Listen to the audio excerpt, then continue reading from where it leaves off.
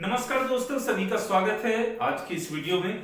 और मैं अनिल कुमार पांडे। बिल्कुल दोस्तों, और हम लोग आज 21 जनवरी, बिल्कुल 21 जनवरी को जो हम लोगों पर दायित्व दिया गया था, जो हम लोगों को लक्ष्य दिया गया था, अर्थात 7 जनवरी से लेकर 21 जनवरी के बीच जो ये जाति आधारित गणना 2022 के प्रथम चरण को जो हम लोग को करने का लक्ष्य दिया गया था, हम लोगों ने सफलतापूर्वक इस कार्य को कर लिया है। इसलिए सभी को धन्यवाद, और खुद हम भी अपनी पीठ को थपथपाएंगे कि हम लोगों ने इस कार्य को सफलतापूर्वक समय से कर दिया। लेकिन दोस्तों, बहुत सारी चुनौतियां इस बीच में आई। आखिर ये सब चुनौतियां क्या रही, क्यों रही, इन सभी पर थोड़ी इस छोटे से वीडियो में हम लोग जानने का प्रयास करेंगे कि हम लोगों को कार्य क्या करना था और चुनौतियां कहां मिली। तो दोस्तों, सबसे पहला हमारा लक्ष्य तो 7 जनवरी से 21 जनवरी, उससे पहले प्रशिक्षण हम लोगों को दे दिया जा चुका था और हम लोग प्रशिक्षण प्राप्त किए थे। नजरी नक्शा का निर्माण करना था, संक्षिप्त मकान सूची जो भाग 2 के तहत आते हैं वो करना था, और फिर तब हम लोगों को भ्रमण करके भवन पर जाकर है सो नंबरिंग करना था और संबंधित मुखिया से दस्तखत करवाना था और सारे परिवार का डिटेल्स भी लेना था। वहां पे हम लोग सारे कार्यों को कर आज जो है सो सभी कागजात है सो हम अपने चार्ज पदाधिकारी को सुपुर्द कर दिए और उनसे एक रिसीविंग भी प्राप्त कर लिए। लेकिन हमारी परेशानियां कहां कहां हुई, बिल्कुल दोस्तों, आइए हम लोग देखते हैं कि हमने क्या गलतियां की और हमारे साथ क्या क्या परेशानी हुई। सबसे पहला काम हुआ कि हम लोग प्रशिक्षण को बड़ा ही आसान समझे। हम लोग बहुत ज्यादा इस कार्य को गंभीरता से नहीं लिए, पूर्ण प्रशिक्षण प्राप्त नहीं किए और वो तन्मयता से प्राप्त नहीं किए, जिसके वजह से बहुत सारी परेशानियां सभी को आई।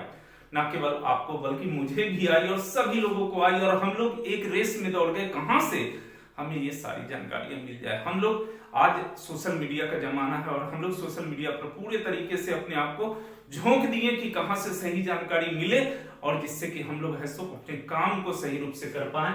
हम लोग कार्य को आसान नहीं समझे। हम लोग नजरी नक्शा बनाए बिना, एक तो दोस्तों बहुत बड़ी गलती हम लोग की है कि बिना नजरी नक्शा को बनाए हुए और हम लोग जो है सो वहां पर अपने मूल प्रति को लेकर दौड़ गए और वहां पे मकान जो भवन के मालिक हैं, जो परिवार के मुखिया हैं, उनसे हम लोग हस्ताक्षर भी मूल प्रति पर बनवा लिए और बाद में बहुत सी समस्याएं वहां पे उत्पन्न हो गई। अंकों की लिखावट पर ध्यान नहीं दिया। हमने सोचे कि बस वही तो अंक है, 1 2 3 4 है क्या इसमें।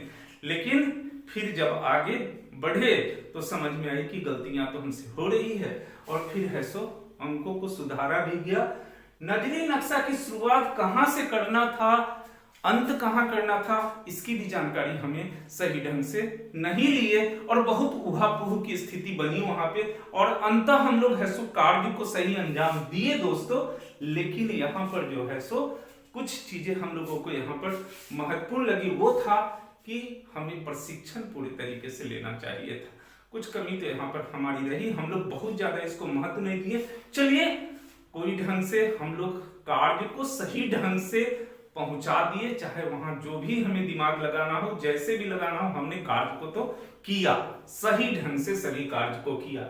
लेकिन अब क्या, चूंकि 21 जनवरी आज समाप्त हो गया, हमने प्रथम चरण का सारा संपूर्ण कार्य कर लिया। अब 1 अप्रैल से इसके द्वितीय चरण जो है सो बिहार जाति आधारित गणना के द्वितीय चरण की शुरुआत की जानी है।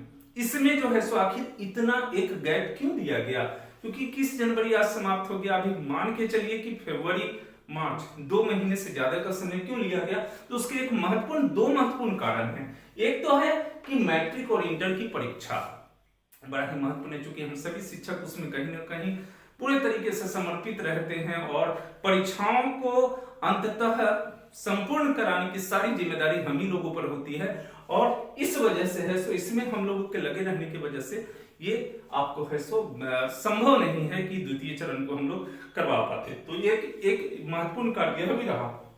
और दूसरा एक चीज दोस्तों, यहाँ पर महत्वपूर्ण चीज ये होने वाला है कि अब इसके बाद हमें हार्ड कॉपी में भी और सॉफ्ट कॉपी दोनों जो है सो हमको सॉफ्ट जो कि सॉफ्टवेयर एक इसका होगा, एक मोबाइल ऐप बनेगा और उस मोबाइल ऐप पर हमारे जो कार्य भी किए गए, जिसके अंतर्गत भवन जो हमने अंकित किया गया, क्रम संख्या उसको दिया, मकान को जो क्रम संख्या दिया, परिवार की मुखिया का जो हम लोग नाम दिए, परिवार में कितने सदस्य, सभी उसमें फिडअप किए जाएंगे, उसमें डाले जाएंगे और तब उसके बाद हम लोग है सो सारे कार्य को करेंगे, जिसके अंतर्गत अब न केवल जो कि बहुत सारी बातें समाचार पत्रों से भी आ रही है कि ना केवल उसमें हम लोग जाति की गणना करेंगे, बल्कि पूरे तरीके से आर्थिक आपको जो है सो जो एजुकेशनल है वो सभी करना है। उसमें बहुत सारे चीज, लगभग 30 कॉलम से अधिक कॉलम होंगे जिस पर हमें कार्य किए जाने हैं। तो दोस्तों हम लोग आगे जो है सो द्वितीय चरण से पहले जो प्रशिक्षण दिए जाएंगे उस प्रशिक्षण को पूरे तरीके से ईमानदारी से उसको लेंगे, नहीं तो बहुत समस्या उत्पन्न हो जाती है, परेशान हम ही होते हैं मानसिक रूप से, शारीरिक रूप से, भाग दौड़ ये वो बहुत तरह के, इसलिए प्रशिक्षण हमारे लिए बहुत जरूरी है। तो दोस्तों द्वितीय चरण का कार्य क्या किया जाना है उसका एक छोटा सा वीडियो हम अगले दिन लेकर आते हैं और मिलते हैं आपसे। थैंक यू, धन्यवाद।